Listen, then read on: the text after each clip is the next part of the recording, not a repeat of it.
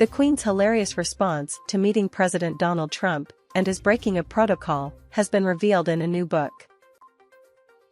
Twitter is roasting Austin Butler for his Elvis voice at the Golden Globes. Biden docs, White House requested FBI search that uncovered latest batch of classified documents. Monterey Park mass shooting suspect on the loose after 10 killed during Lunar New Year celebration. Former Trump DOJ aide says Biden's team should be nervous about classified documents probe because federal prosecutors are like hunting dogs who like to come back with something in their mouth. This is breaking news. I'm Erin Burnett in Washington. The Queen's hilarious response to meeting President Donald Trump and his breaking of protocol has been revealed in a new book. There seem to be some intimate and humorous details in the highly anticipated book Elizabeth, an intimate portrait written by the famous English actor and former member of UK Parliament Giles Brandreth.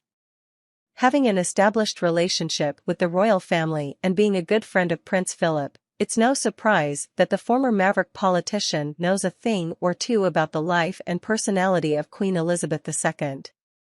In his detail-packed biography book, Brandreth highlights some worth remembering moments of Her Majesty and former U.S. President Donald Trump, when he officially visited the kingdom for the first time in June 2018. Queen Elizabeth surprisingly accepted the fact that Mr. Trump had walked in front of Her Majesty at Windsor Castle. Let alone the fact that the former U.S. president broke the protocol earlier in his visit when he shook hands with the Queen instead of bowing to her. But Donald Trump apparently knew what he was doing. Not only did the Queen put up with this seemingly rude behavior, but she also seemed to be amused instead of feeling offended. Brandreth wrote that Her Majesty laughed out loud later on that night when she watched herself on TV bobbing about behind him. Both the Queen and Mr. Trump seemed to have a good time during the state visit, according to Brandreth, who added that the duo had gotten along wonderfully, talking the whole evening. Queen Elizabeth apparently holds a special place in the former president's heart, describing Her Majesty as grace, charm, nobility, following her death on September 8. She was beloved by the American people like few others. The Queen was truly special to us, he continued. There is so much to remember about the Queen other than her sense of humor, and although Her Majesty was, and still, a popular figure among both Brits and non-Brits, there are some surprising facts about her that are not known by everyone. Twitter is roasting Austin Butler for his Elvis voice at the Golden Globes. Austin Butler won a Golden Globe last night, which, yay! Good for him. Although it appears as though he was possessed by the spirit of Elvis at the time, who took over Austin's body right before he got on stage. As a result, Austin delivered a speech sounding like this. Obviously, no one could deal with whatever is happening here, happy face carrot, and Twitter immediately got to work. At this point, you're probably wondering what Austin's pre-Elvis voice sounded like. Same. So here's an interview of him promoting, *checks notes**, the Shannara Chronicles from about 6 years ago. By the way, Austin was asked about using his Elvis voice pretty much right after winning his Golden Globe and had this to say.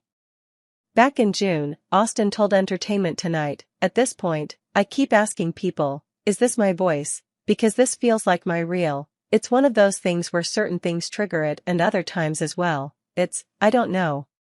When you live with something for 2 years and you do nothing else, I think that you can't help it. It becomes a fiber of your being." Biden docs, White House requested FBI search that uncovered latest batch of classified documents. The DOJ confirmed the search of Biden's home was consensual. White House lawyers reportedly requested the FBI search that uncovered a fourth batch of misplaced, classified documents inside President Biden's private residence on Friday.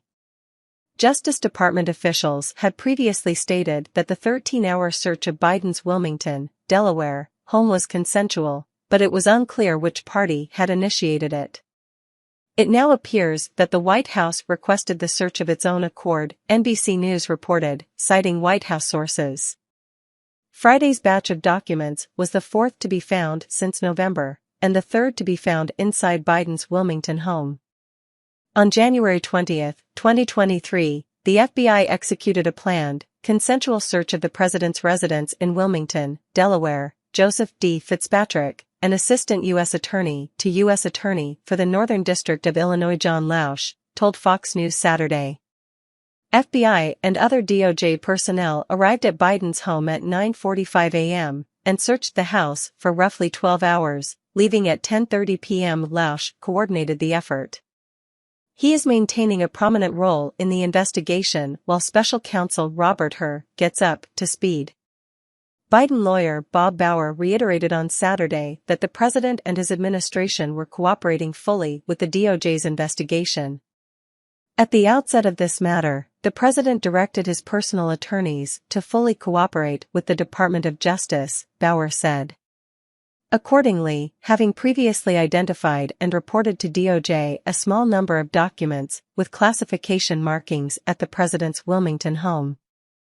In the interest of moving the process forward as expeditiously as possible, we offered to provide prompt access to his home to allow DOJ to conduct a search of the entire premises for potential vice presidential records and potential classified material, he added.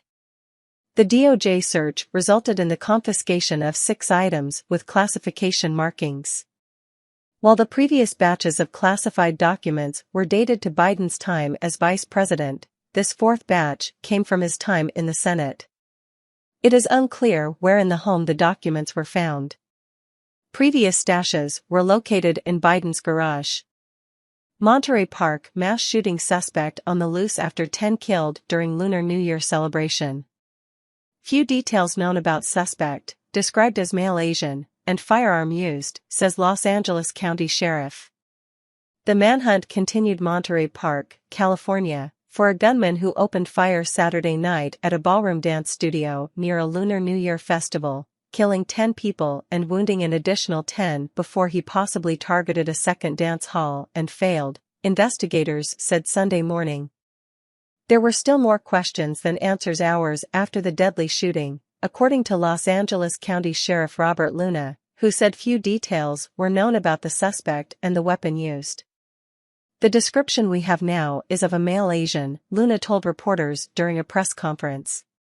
He emphasized it was a preliminary description and added the suspect's age may be between 30 and 50.